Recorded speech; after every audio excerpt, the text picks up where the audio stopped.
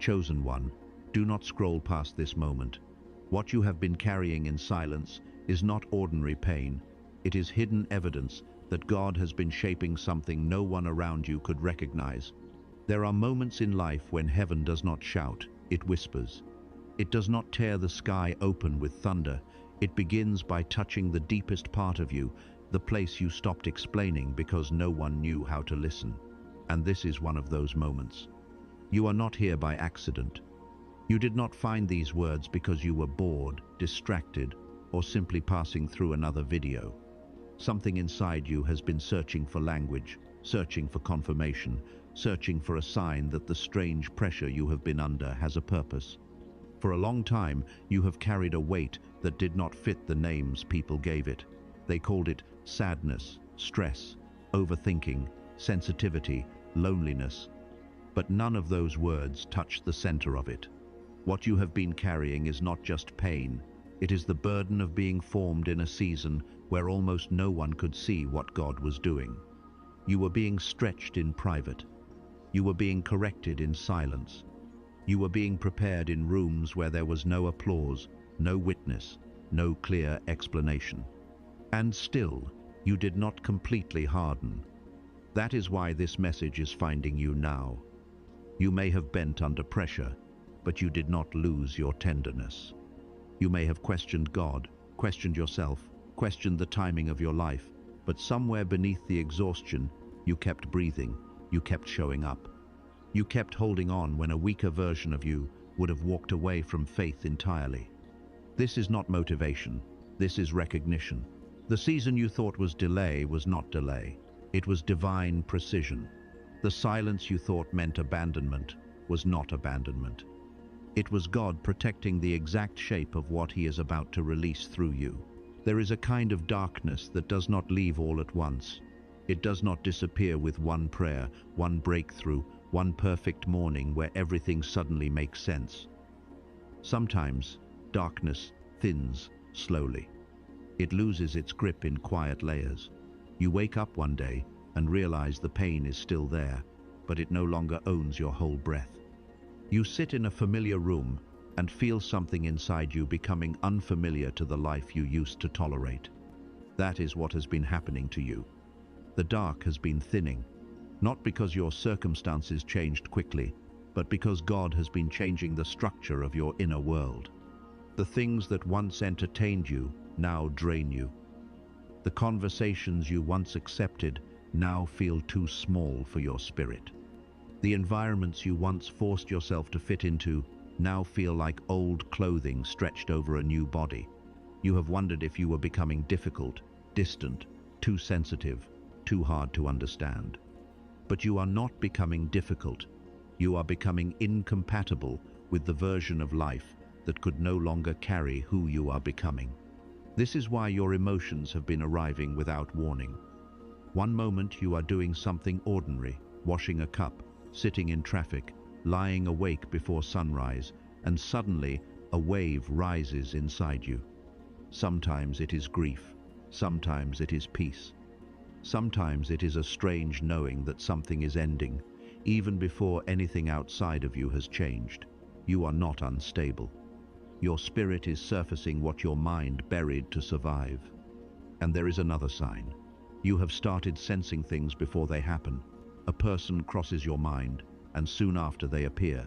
You enter a room and feel the tension before anyone speaks. You know a door is closing before the message arrives. This is not coincidence. This is discernment waking up after years of being ignored. God is not only healing you, He is making you sensitive again, because the next season will require eyes that can see what others miss. What you have been calling delay, God has been calling exactness. Let that sentence enter you slowly, because it will begin to undo the way you have judged your own life. You looked at the years that passed and thought you had fallen behind. You watched other people step into doors, relationships, opportunities, and answers, while your own life seemed to pause in a place you could not explain. You wondered if you had missed something, if you had prayed wrong, trusted wrong, waited too long, or somehow failed a test you did not even know you were taking. But heaven was not measuring your life by the calendar in your hand. God was measuring it by the weight of what you were being prepared to carry. Some blessings cannot be released early, not because God is withholding love, but because premature release would destroy the very person He intends to bless. There are doors that look beautiful from the outside, but would have trapped the wrong version of you. There are relationships you cried over losing that would have quietly drained the oil from your spirit. There are opportunities you begged God to open that would have celebrated your gift while starving your soul. So He closed them. Not to punish you, but to preserve you. Not to embarrass you, but to redirect you with a precision no human strategy could have produced. Think of Hannah, weeping in the temple while everyone around her misunderstood the depth of her sorrow. Even the priest thought she was drunk, because pain that deep often looks strange to people who have never carried it. But Hannah was not merely waiting for a child, she was being prepared to carry a prophet. Her delay was not emptiness, it was alignment. Her womb was not forgotten, it was being reserved for something that would shift a nation. And that is why your waiting has felt so heavy. You were not waiting for something common. You were being formed for something that required the exact version of you who exists now. But there is a deeper truth beneath your waiting, and this is where many people misunderstand what God is doing. They think He is simply making you better. They think this season is about improvement, healing a few wounds, polishing your character, giving you a cleaner version of the life you already had. But chosen one, hear this clearly. God is not merely improving you. He is not editing the old you. He is not decorating the same structure with brighter colors. He is forming something that your past has no category for. There is a word in the ancient language of Scripture that carries this weight. The word is chadash. It does not simply mean new, like a newer model or a fresh replacement for something old. It speaks of something that has not existed before, something fresh from the source, something without precedent, something that cannot be explained by what came before it. And this is why your life has felt so strange lately. You are not just recovering from what happened. You are becoming a carrier of something that has never moved through your exact life before. That is why people who knew the old version of you may struggle to recognize what is happening. They will look for familiar patterns. They will expect the same reactions, the same fears, the same limits, the same need for approval. But they will not find them the way they used to. Something in you has crossed an invisible line. The old language no longer fits. The old rooms no longer hold you. The old identity can no longer explain the fire rising in your chest. This is not arrogance. This is awakening.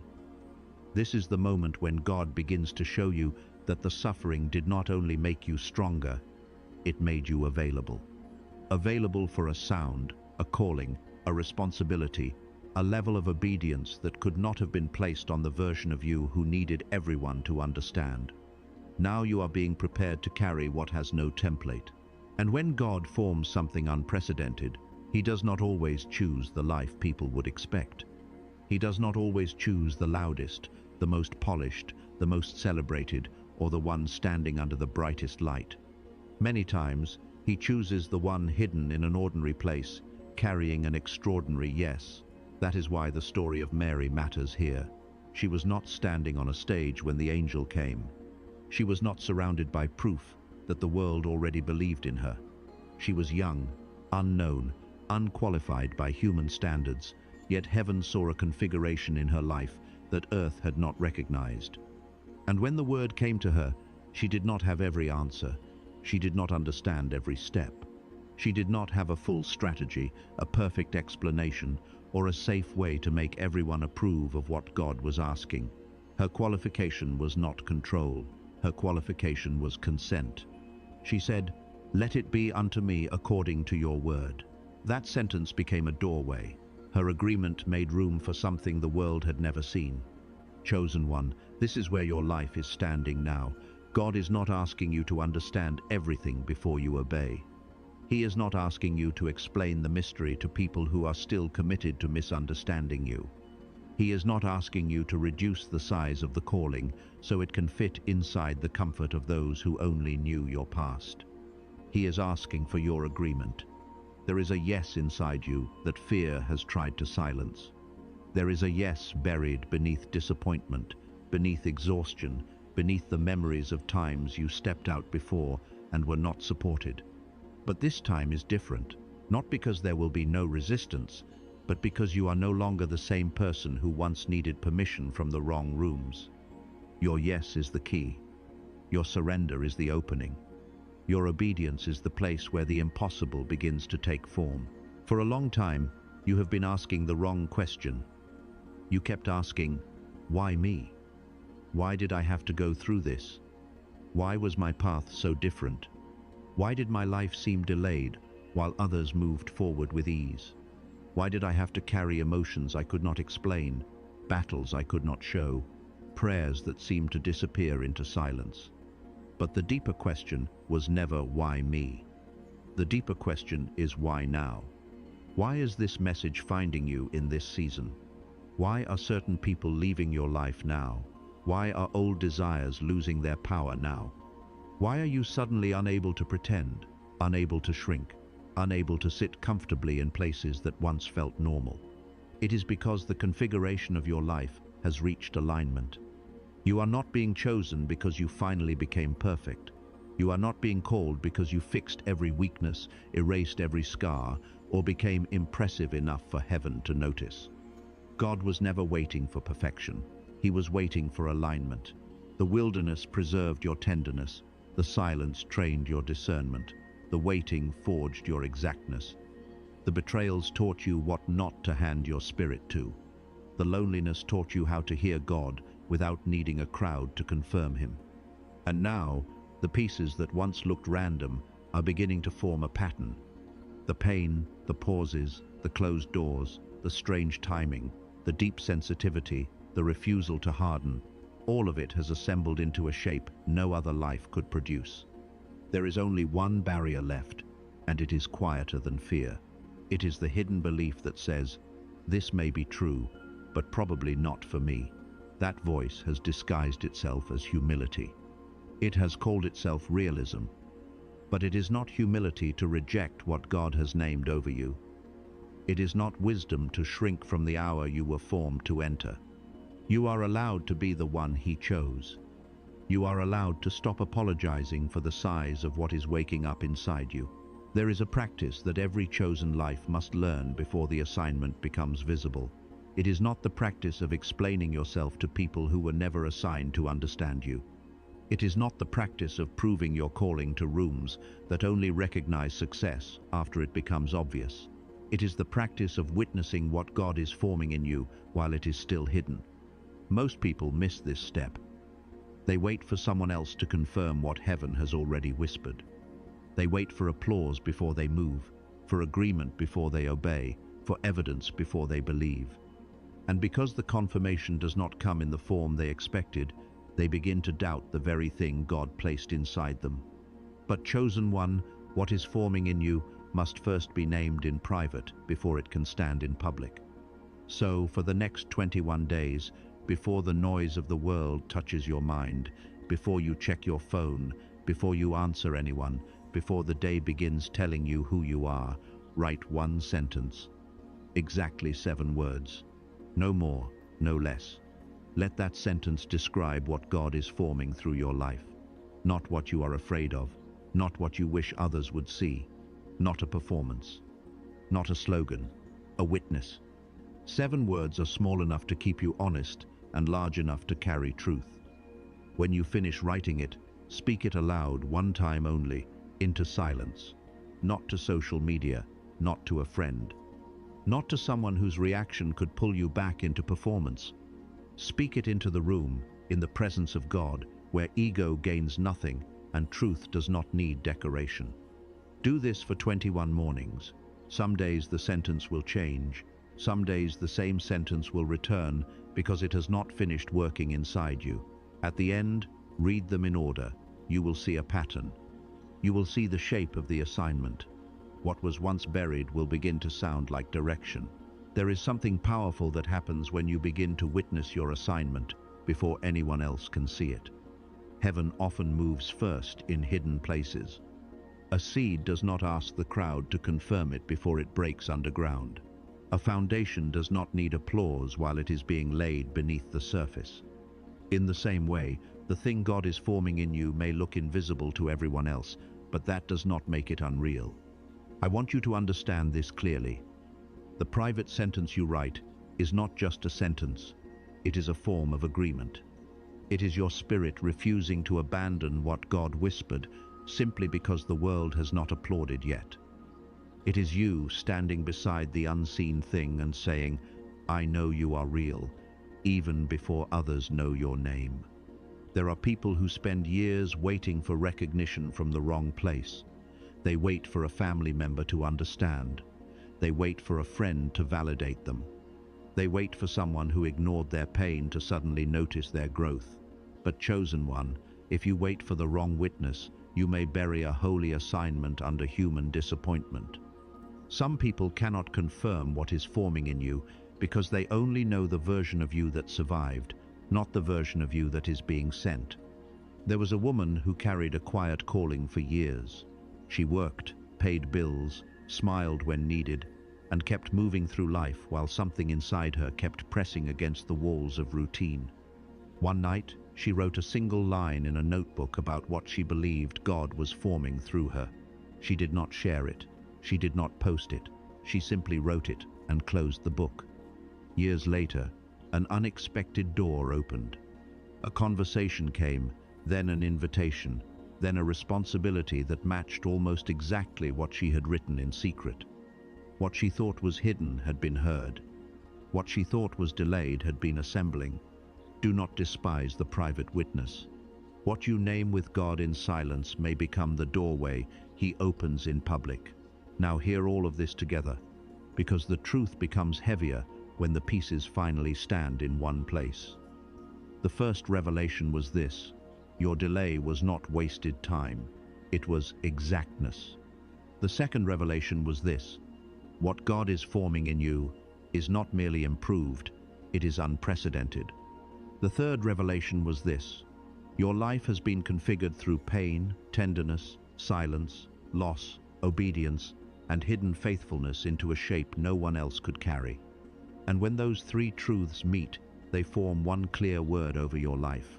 God is doing what He has never done before through you because there has never been you before, not another person with your exact scars. Not another person with your exact prayers. Not another person who survived your exact nights, endured your exact betrayals, and still somehow kept enough softness in their heart for God to use. You are not behind. You are not late. You are not disqualified because your path looks different. The race you thought you were losing was never your race. You were not created to follow a timeline built for someone else's assignment. You were being prepared for a doorway that could only open when your spirit, your wisdom, your discernment, and your surrender reached alignment. This is why the pressure has been so unusual. This is why ordinary comfort stopped satisfying you. This is why old conversations became too small, old patterns became too painful, and old versions of yourself became impossible to wear. You were not falling apart. You were being separated from every false frame that tried to name you too small. So receive this without apology. You are the bridge. You are the one who connects what was broken before you. You are the cycle breaker, the one who refuses to pass the same fear, silence, shame, and limitation into another generation. You are the first beam of dawn, crossing an angle that has never existed before. And when God says, walk forward, do not look back at the small frame. The door is already on its hinges. Before this message ends, let this final truth settle deeper than your thoughts. You did not enter this hour as the same person who is listening now. Something has been named. Something has been recognized. Something inside you that had been waiting without language has finally heard its own sound. And once recognition enters the spirit, it cannot be fully removed. So take one quiet breath, not to perform anything, not to prove anything, but to remember that you are still here. You survived the seasons that tried to make you bitter. You endured the silence that tried to convince you God had forgotten your name.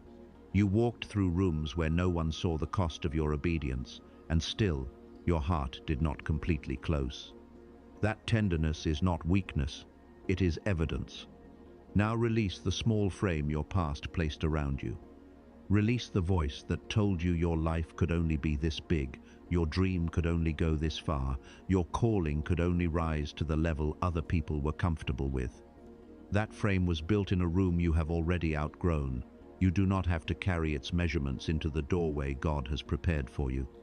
Receive this slowly. I receive the hour I was made for. I receive the configuration of my life as exact. I receive the calling being formed in me without shrinking it for anyone's comfort. I receive the courage to walk forward without needing every person from my past to understand. I receive the truth that my waiting was not wasted. I receive the dawn that has been rising quietly inside me. And now, let it be sealed. What God has formed in you is not small. What He is releasing through you is not accidental. The door is on its hinges. The light is already beneath it. When you walk forward, do not return to the old name, the old fear, or the old apology. If this message confirmed what your spirit already knew, write these words in the comments. I am ready. Let it be your agreement, not with a video, but with the season God is opening before you.